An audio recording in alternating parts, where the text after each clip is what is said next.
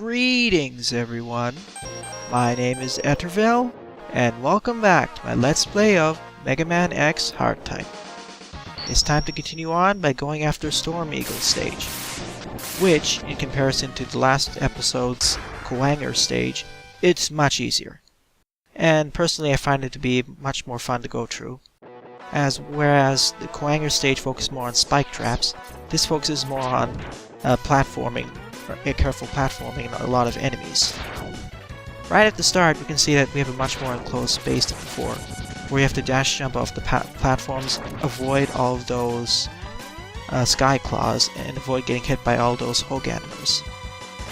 A lot of close jumps here, as in the original one we didn't face these Hoganders so early, or in such enclosed spaces, which make them so much more deadly. Especially combined with the fact that your invincibility time is about halved, so you can easily get, even if you get hit by the Hogander, you will probably get hit again when you try passing through them.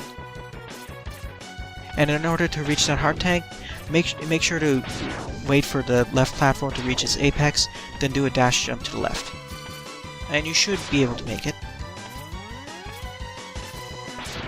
Another one of those turn cannons. Take the upper route here, and you'll be able to get the sub-tank. After destroying this gunbolt, of course. Here it's a little bit more of a tricky segment, as we'll see soon enough, these floating platforms actually go beneath the kill zone at the bottom part of the screen. So you have to be quick in your jumps, otherwise you'll fall into the bottomless pit. It's actually possible to dash jump onto that top platform, as shown by the task in some expert plays, but I'm not able to make it. This next jump, in order to get the head upgrade, is really precise. It took several tries in my previous run in order to get, as you must be in a very specific position in order to make that dash jump from the left to the right, as if you dash jump from your too high spot, you'll end up hitting the wall and fall too early. And if you dash jump at too low, you won't reach the wall. So it's a careful balance of retries. But with that, we basically get the head upgrade, which, according to the new text, is basically like a Mega Mushroom from the Mario series. We'll need this in order to get the arm parts in Flame Mammoth stage. But with that out of the way, we got all the upgrades in Storm Eagle's stage, so it's time to continue on as normal. Here's the Metals as usual. These Sky Claws aren't as dangerous as before, but these Metals can be quite annoying. And the positioning of these ball de vues, as well as Metals, make it you have to react quickly, otherwise you'll take some hits, as I did right over here. And due to the decreased weapon energy available for the special weapons, my favorite weapons in this game will basically be the Mega Buster, especially when I get the arm cannon upgrade in the next stage. Alright, we've destroyed the Death Rogammer, so it's time to enter the boss gate and time to go after Storm Eagle.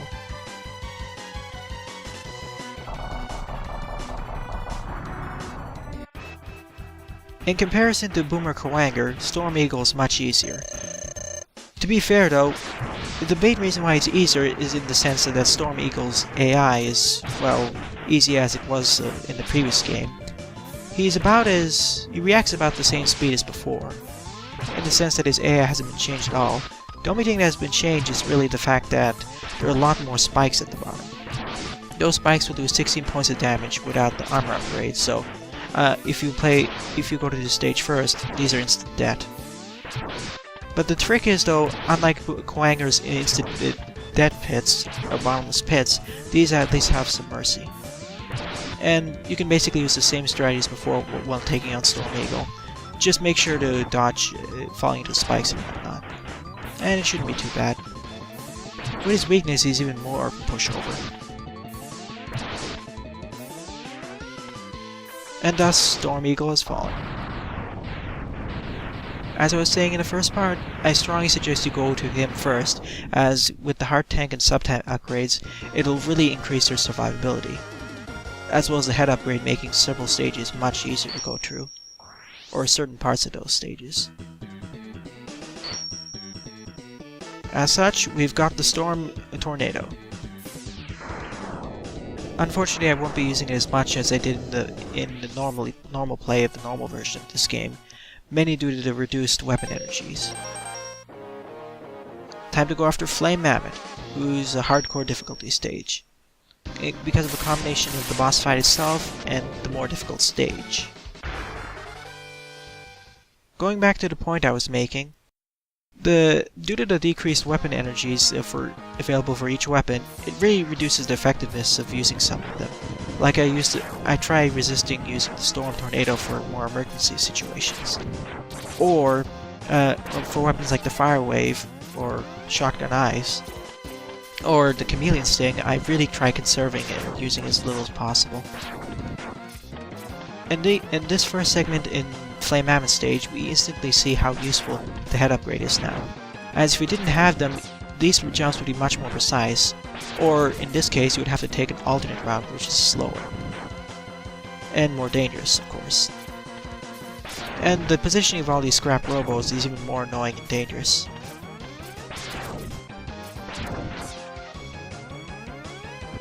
What you're supposed to be doing here is jump on the top of that purple scrap robo, and when he reaches and falls down into lava, jump immediately off of him and dash jump to the right. But unfortunately I made a mistake and decided to just fall into the lava and go on unimpeded. If I didn't have any life tank upgrade or the armor, I would have died. And here is the capsule for the arm cannon upgrade, which will grant us the power of the 80s. I wonder if that's a reference to Dragon Ball Z or similar. And here will be my most favorite weapon in this game. Favorite in the sense of most used, as it basically doesn't suffer from any of the weapon energy losses. So I'll be using it very frequently. Also over there was a demonstration of one of the new additions of this hack, neon jumping. But I'll be showing that more off in the next part. Here's where the lava starts getting more in full swing. And the thing with all these degravers is that they're much more aggressive than before. So they're a little bit more accurate and they throw their pickaxes much faster. So they're a lot more annoying to take care of, as well as due to their higher damage output. Or at least I think they do higher damage. On the left, in order to make it across the lava, get hit by one of these Metal's purple orbs. Destroy these blocks on the left side, and then throw a boomerang cutter to reach it. Alternatively, if you're good enough, you can actually just hit the sub-pixel on the bottom right of this lava portion, and take 1 or 2 points of damage, jump up, and you'll immediately be able to reach the other side and be able to collect it that way. But I don't really suggest doing it without having a lot of upgrades, and it's really suboptimal. Over here, in order to take this hard tank, you need Boomer Kuwanger's weapon. In the previous one, it's strongly suggested to have it, but you can actually just damage tank it if you have enough upgrades. But with that out of the way, we've collected all the upgrades. And we're moving on to one of the more annoying segments of this stage. Now with all the crushers and all these scrap robos coming up together, you have to be really careful while you try dash jumping off things. Like here, you must stay on the top of that scrap robo and immediately dash jump off of it to survive or avoid falling into the lava. Now all these rolling gabules are here combined with Hoghammers, and the lava drops on the top are much faster, or at least 50% faster. And with all these new enclosed spaces, it makes it even more challenging to take care of these Hoghammers, aka Mace Joes. But with careful positioning, as well as quick reaction, you shouldn't have that much trouble, which will be a common theme in this hack, and will be common as shown over here. Here's Flame Mammoth himself, who teleports right in. The main challenge is the room in the fact that he jumps much faster. The other thing is that the top and the bottom of the room have lava. Before only the bottom did, or didn't actually. So you can't really wall jump as high as before, unless you take 16 points of damage. And instead of reversing the conveyor belts, here what he does is whenever he does that, it basically just destroys part of the floor and revealing the lava at the bottom so you can fall right in it. My suggestion is to try staying on the walls, and whenever he tries to make one of those long jumps, wall jump off.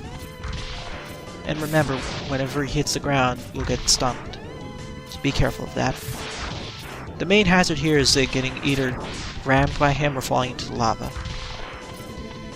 Whenever you don't have a choice, just take getting hit by him. But other than that, he's basically just a faster version of the original fight, combined with a new stage hazard. I pretty much like this fight. It's actually quite frantic.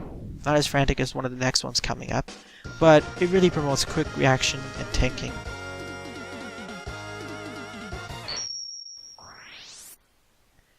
And of course, by defeating Flame Mammoth, we got the Fire Wave, which I will be barely using in the course of this mod due to its lack of ammo and whatnot, and only being useful for certain aspects. Well then, to summarize it all up, I collected 2 heart tanks, 2 sub-tanks, the head and arm upgrades, as well as defeated 2 Mavericks. In the next part, I'll be defeating the next set of 3 Mavericks, as well as collecting more useful upgrades as well. Thanks for watching, and have a nice day. Doodles!